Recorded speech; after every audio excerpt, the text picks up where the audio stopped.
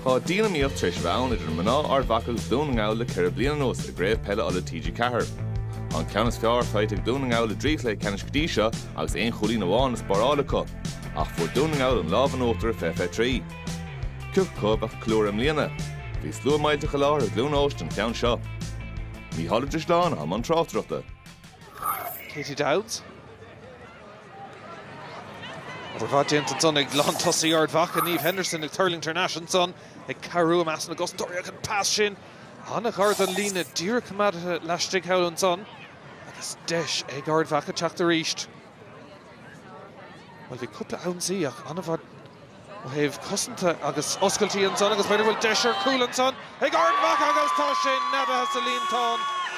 Oscailtí an son agus cúil den chéad sco tóca ag Aoife Mackay agus bhil sin túsúnta cosantóirí ardmhacha ag léamh cuasaí a bhd níos fearr go dtí seo.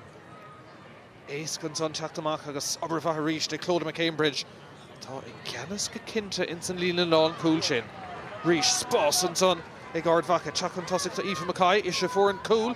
Mackay fós a dul ruúr mágus ní lange teach an níos stoppa. Deisir cúil eile cadé mar cúil over a dóanta ag Aoife Mackay a ceistan sa a bhd an umracha spás ar fad tugadé. Passo Lavery go deireadh ach an son chuirteach an son híl mise ach go deireadh deis is a Grace Ferguson. Count son tóiste go maith Ferguson. Snéan difríocht atra.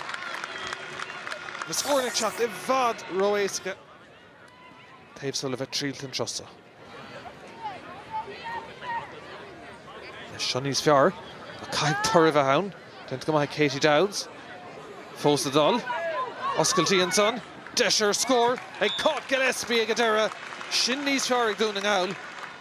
Well, deis an son mehar stréig Donegal a ríist. An imid an immert agus ardmhacha. Lán obair a seileadh a chuid ar an eismar sin Cluiche Níl. Scuil an réitear an buntáis. Oscailtí an son. Agus deisir cúil agus sinné mar Caibland.